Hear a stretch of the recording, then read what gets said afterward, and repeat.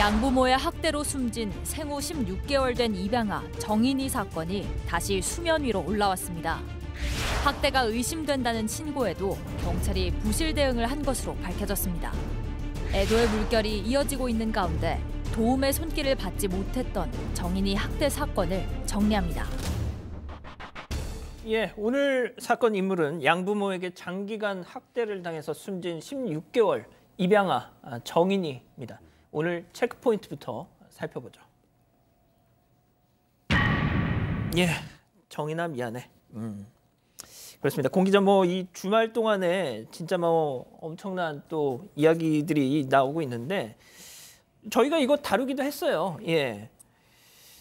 지난 주말에 한 방송을 통해서 이 자세한 학대 정황이 추가로 더 공개가 되면서 정말 전국적인 공분이 또 일고 있잖아요. 네, 맞습니다. 이 16개월 입양아 학대 사망 사건 저희도 여러 번 다뤘었는데 이 아이의 이름 정인이었습니다. 정인이 2019년 6월에 태어났는데 2020년 1월에 양부모에게 입양됐습니다. 그러다 9개월 후인 지난해 10월에 이제 응급실에서 숨을 거뒀는데요. 그 당시 정인이가 병원에 실려왔을 때 복부와 뇌에 굉장히 큰 상처가 있었던 상황이었다고 합니다. 당시 양부모는 소파에서 놀다가 떨어졌다, 사고로 인해 이런 상처가 생겼다라고 말을 했다고 하는데 경찰 수사 결과 정인이 지난해 6월부터 10월까지 굉장히 심각한 아동학대 다녀온 것으로 드러났고요. 그로 인해 이제 양모와 양부는 지금 아동학대 혐의로 재판을 받고 있는 중입니다. 자, 그런데 이 사망 당시에 응급실에 이제 정인이가 실려왔을 때 이 정인을 담당했던 응급의학과 전문의가 방송을 통해서 당시 그때 정인이의 정말 이 참혹했던 상황을 또 소개를 했잖아요. 네, 그 담당인은 이때 인터뷰에서 교과서에 실릴 정도의 아동학대 소견이라고 이렇게 말했습니다. 정말 이런 일이 없어야 하는 건데 사망 당시에 정인이는 또래보다 눈에 띄게 왜소했고 또 온몸이 멍투성이었습니다. 갈비뼈 골절이 있었는데 몇 달 전에 부러졌다가 다시 붙은 뼈의 흔적도 있었습니다. 이 찢어진 장기에서 나온 출혈로 복부 전체가 피로 가득 차 있었다고도 하는데요. 이 사인 부검 감정서에 의하면은 이 사인은 외력이 한 복부 손상이라서 이미 찢어져 있던 배가 당일에 한 번 더 충격을 받아 장갑막이 파열된 것으로 드러났습니다. 자, 변호사님, 이 정인이가 숨지기 전날 어린이집 CCTV를 봤더니 그때부터 정인이의 상태가 뭔가 좀 수상했다. 네, 저도 사실 이 CCTV 그 방송을 통해서 지켜봤는데요. 예. 보통 저 또래 아이들은 자신의 감정 표현이 굉장히 크죠. 힘들면 울고, 좋으면 웃고.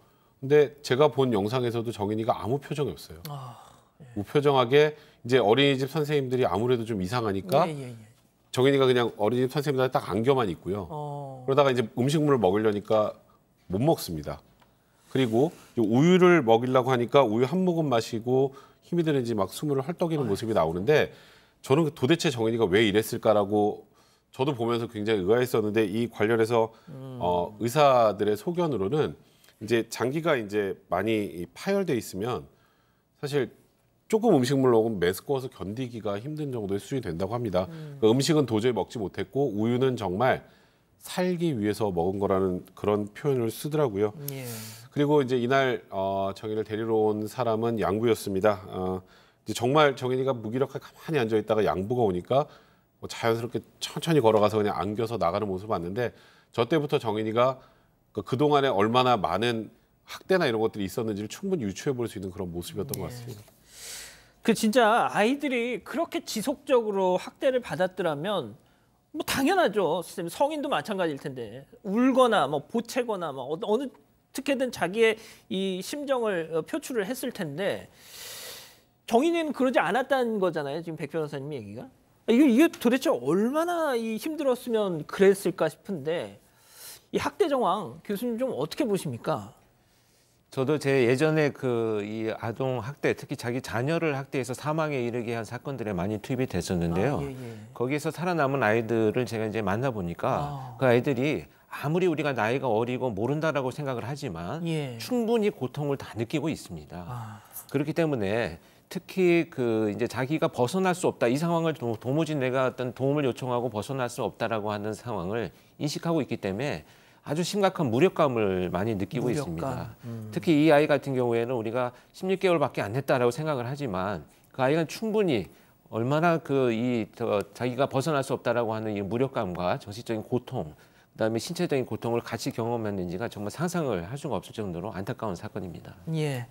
자, 이 한편 이 정인이가 이 양모에게 입양되기 전에는 정말 밝고 건강한 아이였던 거 다들 아실 겁니다. 자, 위탁모의 얘기 한번 직접 들어보시죠.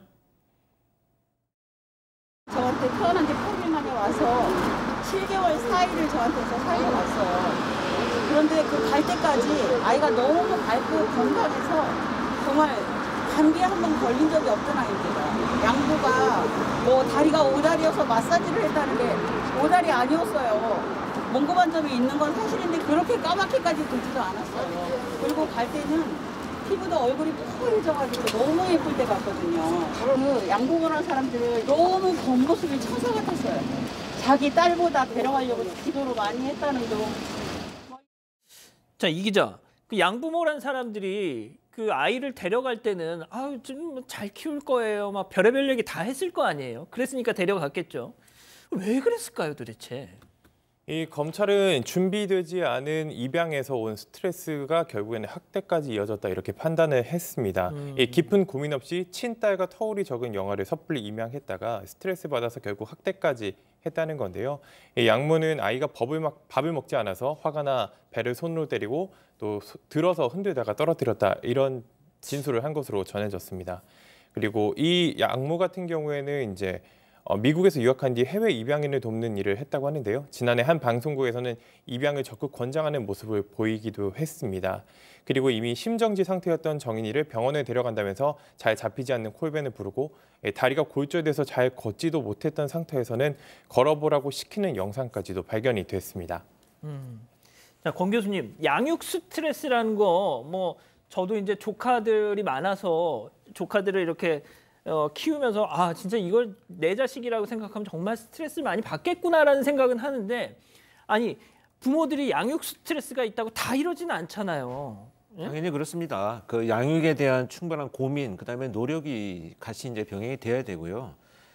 지금 이 사건 같은 경우에는 특히 자기가 잘 키워보겠다라고 하는 이런 어떤 그 욕심이 지나친 어떤 자기 합리화를 연결을 시킨 것 같고요. 특히 이런 이 범죄를 가한 사람들한테서 가장 공통되게 나타나는 특징 중에 하나가 훈육의 방법이 결국 체벌밖에 없다라고 생각하는 아주 잘못된 확신을 끝까지 유지하는 태도를 갖고 있었습니다.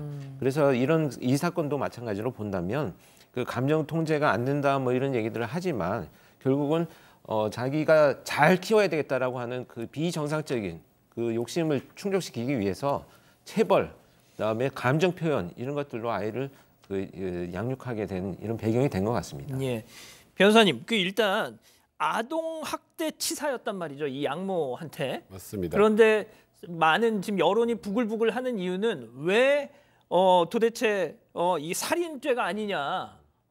그래서 지금 재판이 13일에 오는 13일에 열릴 예정인데, 자 여기서 가장 좀 관심이 가는 것이 과연 공소장 변경이 살인죄로 이게 바뀔 수가 있느냐? 지금 정치권에서 또 네. 오늘 보니까 여변에서도 살인죄로 기소하라 이렇게 주장을 했더라고요. 그러니까 일단 그 공소장을 아동학대치사를 없애고 살인죄로 완벽하게 변경은 안 할 겁니다. 그렇게 변경을 하게 되면 어떤 문제가 있냐면 살인의 고의가 재판에서 입증이 안 되면 그냥 무죄가 되는 수가 있어요. 그래서 일단은 살인죄를 주의적 공소사실로 하고 살인죄가 인정이 안 되면 예비적으로 아동학대 치사를 다뤄달라고 주의적 예비적으로 공소장을 변경할 가능성은 있습니다. 그런데 공소장을 변경하기 위해서는 일단 이 양모의 살인의 고의를 입증해야 되는데 지금 학대 사실은 명확하죠. 예. 그리고 이 학대 사실 때문에 아이가 사망했다는 사실까지 명확합니다.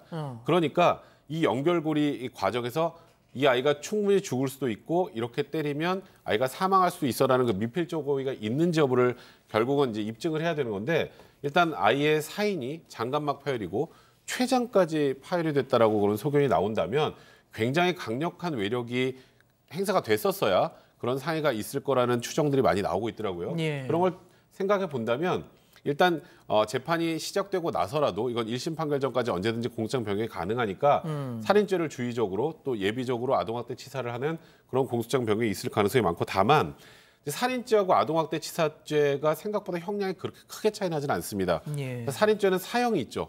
사형 무기 5년 이상의 유기징역이 네네. 있고, 아동학대 치사 같은 경우에는 무기징역 또는 5년 이상의 유기징역형에 처해질 수 있어요. 그러니까 공소장 변경 여부를 떠나서 예.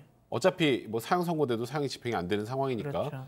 만약에 공소장 변경이 안 된다고 하더라도 이와 관련된 합당한 처벌, 그러니까 법으로는 충분히 강력하게 처벌할 수 있어요. 근거 규정 자체가 그런 모습이 더 중요하지 않을까 생각됩니다.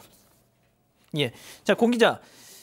이 사건이 또 유독 공분을 샀던 거에 정인이 이 아동 학대 신고 3차례나 있었는데도 이게 그 정인이를 그 위기에서 구해내지 못했다. 그래서 경찰도 뭐 책임론 나오고 막 이러지 않습니까, 지금? 네, 맞습니다. 아동학대 신고 이전에 3차례나 있었습니다. 먼저 지난해 5월에는 아이가 다니던 어린이집 직원이 몸에 멍자국을 발견하고 신고를 했고, 그 한 달 후인 6월에는 아이가 차 안에 홀로 방치돼 있다는 신고가 접수가 됐었고요. 또 이제 9월에는 아이가 다니던 소박과 원장이 아이의 영양 상태를 보고 경찰에 신고를 했었습니다. 근데 이렇게 3차례 신고가 있을 때마다 경찰은 증거가 없다며 내사 종결하거나 불기소 처분을 했고요. 아이와 정인이를 부모와 정인이를 분리하지 않고 보호자 말만 받아들여가지고 계속 돌려보냈었습니다.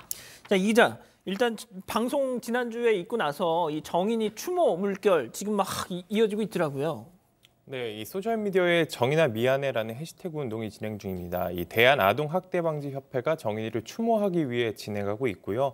배우 신혜라 씨와 그룹 방탄소년단의 멤버 지민, 그리고 코미디언 김원호 씨 등 연예인들이 SNS에 이런 안타까운 심정을 많이 드러내고 있습니다. 제 주변에서도 이제 다양한 사람들이 이 챌린지에 동참을 하고 있는데요.